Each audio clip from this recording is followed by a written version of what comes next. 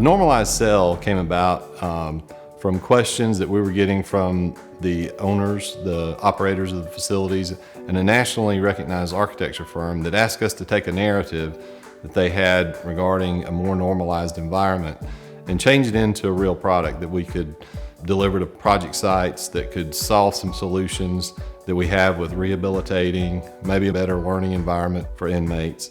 And so we've created now and offer to the industry a normalized cell option. So the differences in the normalized cell as compared to many of the cells that we provide for jails and prisons start with some of the finishes and some of the textures.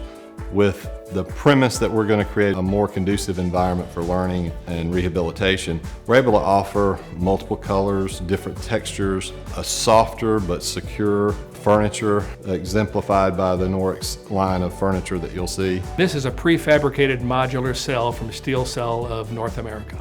Special thanks to Mike Smith for giving us his SteelCell as a permanent exhibit here at Norix. Typically, you would have steel cantilevered bunks on the wall, but in this case, this is a specialized cell, more outfitted for the normative look. So you'll notice, as opposed to the typical combi unit, sink toilet, you have a separate toilet with a partition, you have its own sink. You also have a desk with USB ports. Again, this could be for juvenile applications, mental health unit. So the furnishings, most notably the Norix furniture, not your typical steel bunks. You're looking at rotationally molded furniture with a more of a residential look, more colorful. Again, all designed to ease the stress level in the unit and create a more normalized environment. It reminds me a lot of my college dorm, where it's not plush, but there are separate areas for bathroom, grooming, and then reading, studying, or sleeping.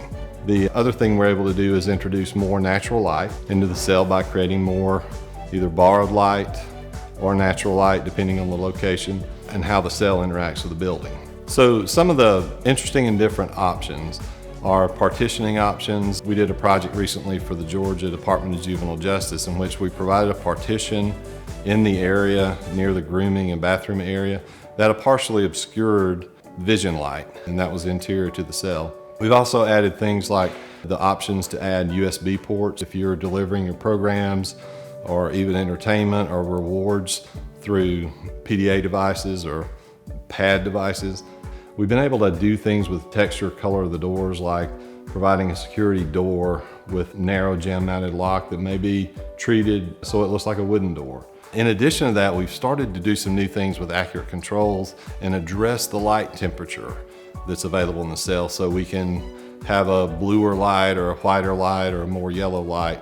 And these are things we're hearing from industry experts to say, creates a condition that's more conducive to sleeping or more conducive to learning. In a direct supervision model, inmates socialize more with each other and interact with staff. So a normalized environment is really a more humanized one.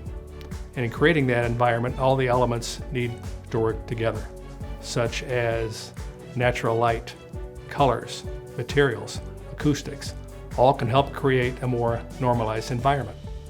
And that, coupled with education and programming, can help create a restorative environment. So all these features are great, but we keep in mind security, because in the end the door still needs to shut. We still need to be able to know where the inmate is and secure him or her at that point in time. On the juvenile line, we've even added things like chalkboards. Just give the juveniles a place to be creative and not destructive to the cells. So all in all, we've taken what we have learned over 20,000 units is a good security sleeping room and added some features that make it a little more conducive, and thus we've called it a normalized cell environment. As far as applications go, obviously we talked about a juvenile facility that's utilized them, but we could use them in mental or medical health environments, certainly in transitional centers. Take something as simple as color. Think of your own home. The wall coverings, furniture, artwork, all help create a positive distraction through color. Now imagine taking that away to concrete and steel gray. That's a negative distraction, and that creates stress.